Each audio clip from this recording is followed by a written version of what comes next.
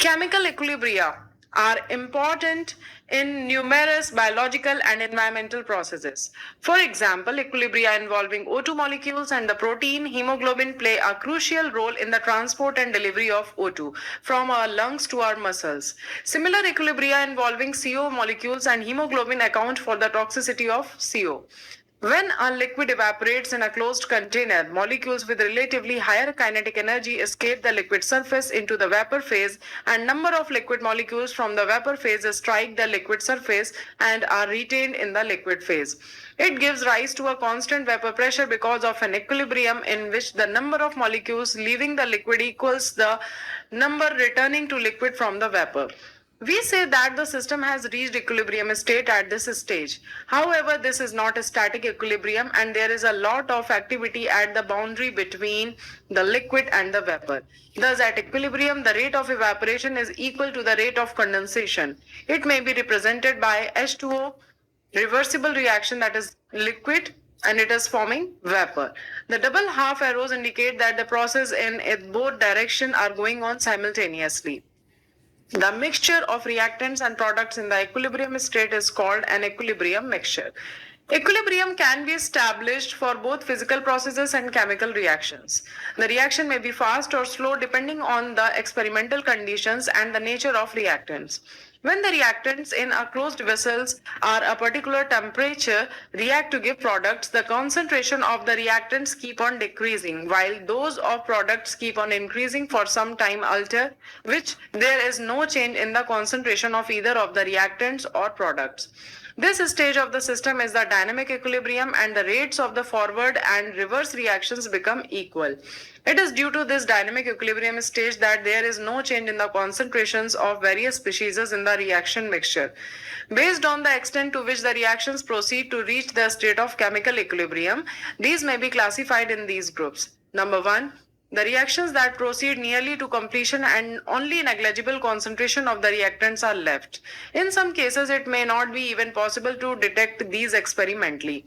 Number 2, the reactions in which only small amounts of products are formed and most of the reactants remain unchanged at equilibrium stage. Number 3, the reactions in which the concentration of the reactants and products are comparable when the system is in equilibrium. The extent of a reaction in equilibrium varies with the experimental conditions such as concentration of reactants, temperature, etc. Optimization of the operational conditions is very important in industry and laboratory so that the equilibrium is favorable in the direction of desired product. Some important aspects of equilibrium involving physical and chemical processes are dealt in this unit along with equilibrium involving ions in aqueous solution, which is called as ionic equilibrium. 7.1 Equilibrium in physical processes. The characteristics of system at equilibrium are better understood if we examine some physical processes. The most familiar examples are phase transformation processes, example solid to liquid, liquid to gas, solid to gas, and the vice versa. 7.1.1 Solid liquid equilibrium. Ice and water kept in a perfectly insulated thermos flask. There is no exchange of heat between its content and the surroundings. At 273 Kelvin and the atmospheric pressure are in equilibrium state and the system shows interesting characteristic features. We observe that the mass of ice and water do not change with time and the temperature remains constant. However, the equilibrium is not static. The intense activity can be noticed at the boundary between ice and water. Molecules from the liquid water collide against ice and adhere to it, and some molecules of ice escape into liquid phase. There is no change of mass of ice and water as the rates of transfer of molecules from ice into water and the reverse transfer from water into ice are equal at atmospheric pressure and 273 Kelvin. It is obvious that ice and water are in equilibrium only at particular temperature and pressure. For any pure substance at atmospheric pressure, the temperature at which the solid and liquid phases are at equilibrium is called the normal melting point or normal freezing point of the substance. The system here is in dynamic equilibrium and we can infer the following. Number 1, both the opposing processes occur simultaneously. Number 2, both the processes occurs at the same rate so that the amount of ice and water remains constant. 7.1.2 Liquid vapor equilibrium. This equilibrium can be better understood if we consider the example of a transparent box carrying a U tube with mercury manometer. Drying agent like anhydrous calcium chloride or phosphorus pentaoxide is placed for a few hours in the box. After removing the drying agent by tilting the box on one side, a watch glass or petri dish containing water is quickly placed inside the box. It will be observed that the mercury level in the right limb of the manometer slowly increases and finally attains a constant value. That is, the pressure inside the box increases and reaches a constant value. Also, the volume of water in the watch glass decreases. Figure 7.1. Initially, there was no water vapor or very less inside the box. 7.1 Measuring equilibrium of vapor pressure of water at a constant temperature. As water evaporated, the pressure in the box increased due to addition of water molecules into the gaseous phase inside the box. The rate of evaporation is constant. However, the rate of increase in pressure decreases with time due to condensation of vapor into water. Finally, it leads to an equilibrium condition when there is no net evaporation. This implies that the number of water molecules from the gaseous state into the liquid state also increases till the equilibrium is attained. That is, rate of evaporation is equal to the rate of condensation. At equilibrium, the pressure exerted by the water molecules at a given temperature remains constant and is called the equilibrium vapor pressure of water or just vapor pressure of water. Vapor pressure of water increases with temperature. If the above experiment is repeated with methyl alcohol, acetone, and ether, it is observed that different liquids have different equilibrium vapor pressure at the same temperature, and the liquid which has a higher vapor pressure is more volatile and has lower boiling point. If we expose three watch glasses containing separately 1 ml each of acetone, ethyl alcohol, and water to atmosphere and repeat the experiment with different volumes of the liquids in a warmer room, it is observed that in all such cases the liquid eventually disappears and the time taken for complete evaporation depends on number 1 the nature of the liquid, number 2 the amount of the liquid, and number 3 the temperature. When the watch glass is open to the atmosphere, this rate of evaporation remains constant, but the molecules are dispersed into large volume of the room. As a consequence, the rate of condensation from vapor to liquid state is much less than the rate of evaporation. These are open systems and it is not possible to reach equilibrium in an open system. Water and water vapor are in equilibrium position at atmospheric pressure, that is 1.013 bar, and at 100 degrees Celsius in a closed vessel. The boiling point of water is 100 degrees Celsius at 1.013 bar pressure. For any pure liquid at and 1 atmospheric pressure, that is 1.013 bar, the temperature at which the liquid and vapors are at equilibrium is called the normal boiling point of the liquid. Boiling point of the liquid depends on the atmospheric pressure. It depends on the altitude of the place. At high altitude, the boiling point decreases. 7.1.3 Solid vapor equilibrium. Let us now consider the systems where solids sublime to vapor phase. If we place solid iodine in a closed vessel, after some time the vessel gets filled up with the violet vapor and the intensity of the color increases with time. After certain time, the intensity of color becomes constant and at this stage equilibrium is attained. Hence, solid iodine sublimes to give iodine vapor and the iodine vapor condenses to give solid iodine. The equilibrium can be represented as I2 solid and here is the I2 vapor. Other examples showing this kind of equilibrium, that is a camphor solid to the camphor vapor and an H4Cl solid to the H4Cl vapor. 7.1.4 Equilibrium involving dissolution of solid or gases in liquids. Solids in liquids. We know from our experience that we can dissolve only a limited amount of salt or sugar in a given amount of water at room temperature. If we make a thick sugar syrup solution by dissolving sugar at higher temperature, sugar crystals separate out if we cool the syrup to the room temperature. We call it at a saturated solution when no more of solute can be dissolved in it at a given temperature. The concentration of the solute in a saturated solution depends upon the temperature. In a saturated solution, a dynamic equilibrium exists between the solute molecules in the solid state and in the solution. Sugar solution converted into the sugar solid and the rate of dissolution of sugar is equals to the rate of crystallization of sugar. Equality of the two rates and dynamic nature of equilibrium has been confirmed with the help of radioactive sugar. If we drop some radioactive sugar into saturated solution of non-radioactive sugar, then after some time radioactivity is observed both in the solution and in the solid sugar.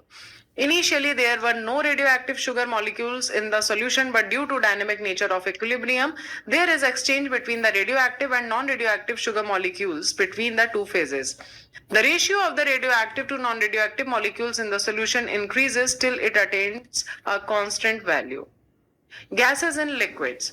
When a soda water bottle is opened, some of the carbon dioxide gas dissolved in it fizzes out rapidly. The phenomena arises due to difference in solubility of carbon dioxide at different pressures.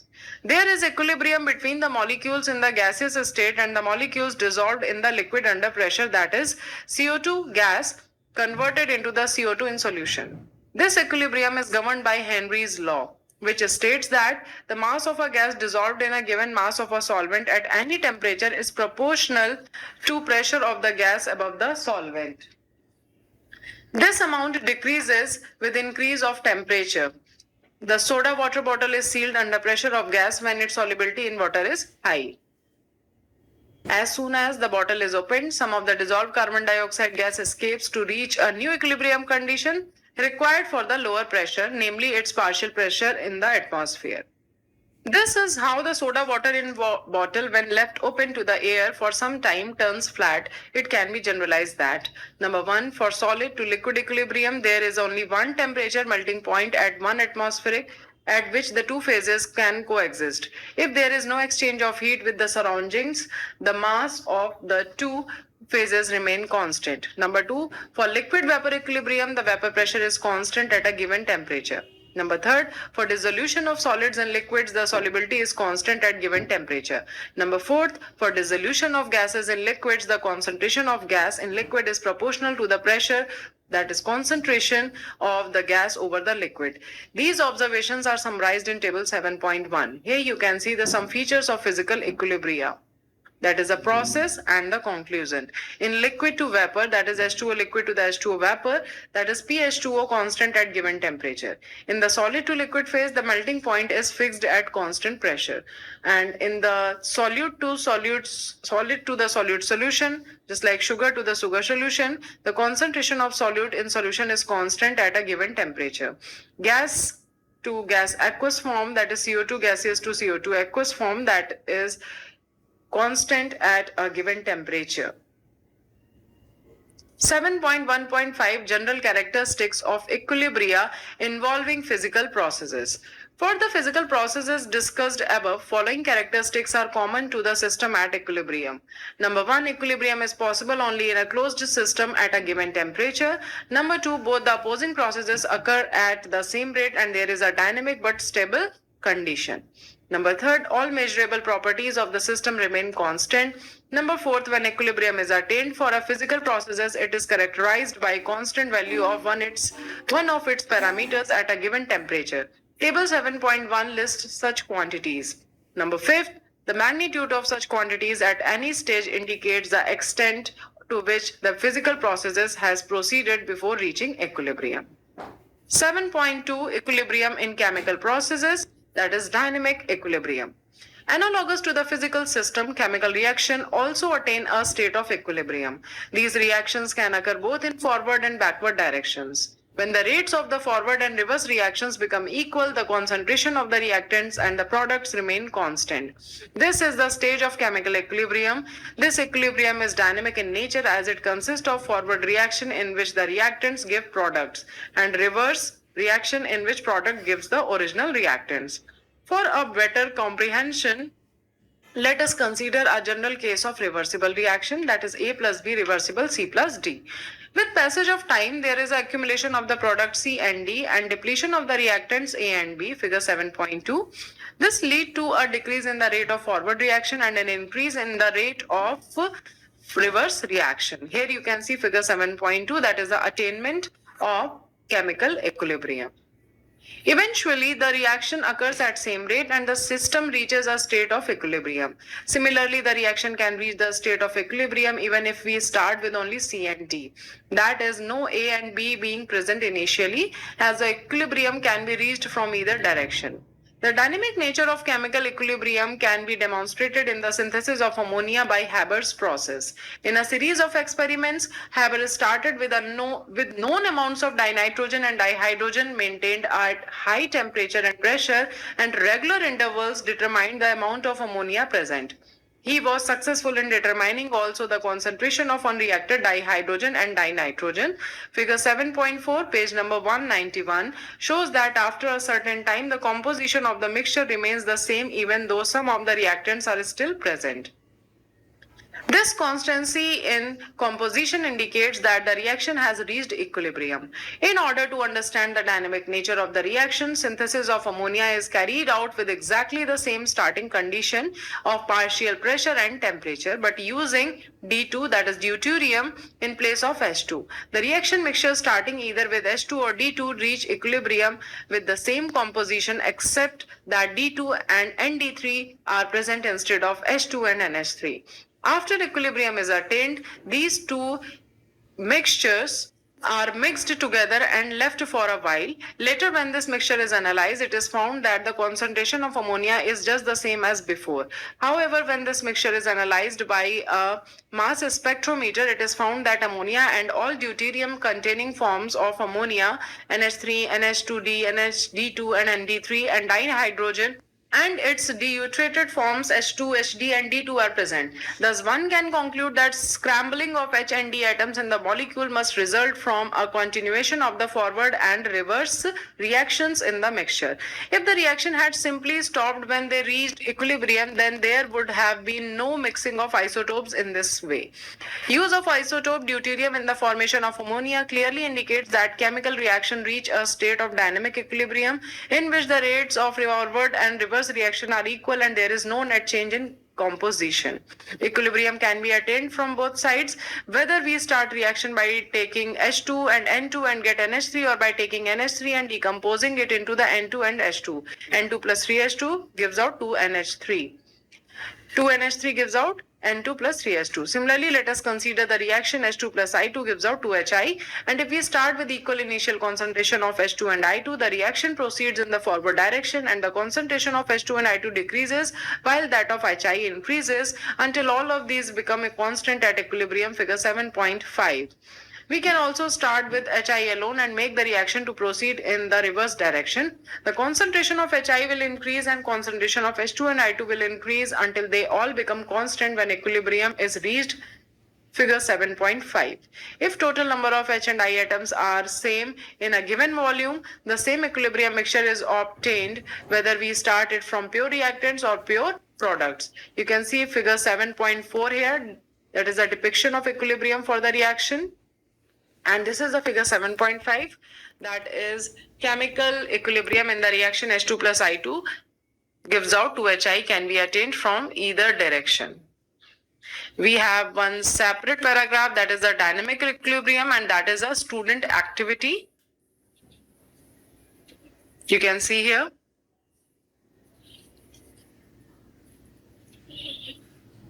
That is a figure 7.3. Now come to the 7.3 law of equilibrium and equilibrium constant. A mixture of reactants and products in the equilibrium state is called an equilibrium mixture. In this section, we shall address a number of important questions about the composition of equilibrium mixtures. What is the relationship between the concentration of reactants and products in an equilibrium mixture? How can we determine equilibrium concentration from initial concentrations? What factors can be exploited to alter the composition of an equilibrium mixture? The last question in particular is important when choosing condition for synthesis of industrial chemicals such as H2, NH3, CaO, etc. To answer these questions, let us consider a general reversible reaction, A plus B reversible C plus D, where A and B are the reactants, C and D are the products in the balanced chemical equation.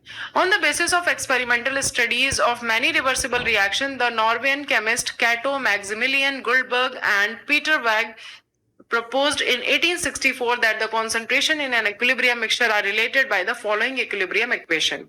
Kc is equals to CD upon AB, where Kc is the equilibrium constant and the expression on the right side is called the equilibrium constant expression.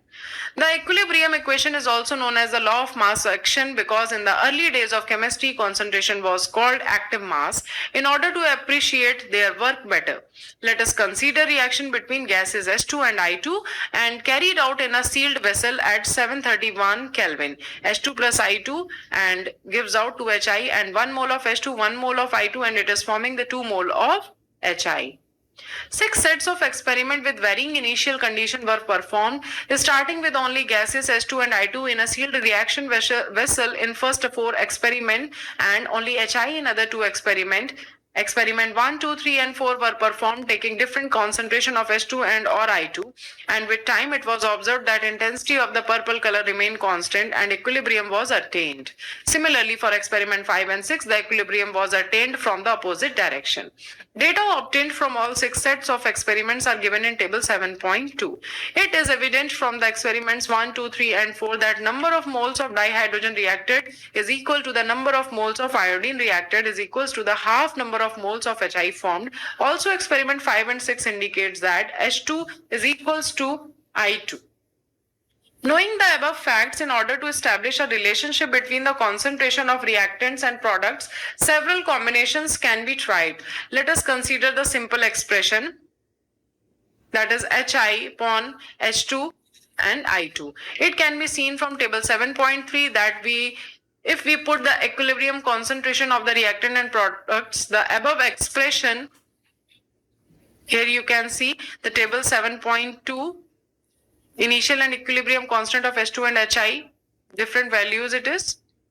And here is the table 7.3, that is the expression involving the equilibrium concentration of reactant, that is H2 plus I2 gives out 2Hi. So here the different experiment, all the 6 experiments and all the different values you can get. Rest part of the chapter you will get in the part 2. So just revise up to here and then I will provide you the next part of it. So take care everyone. Just stay tuned with me. Bye-bye. Chemical equilibria are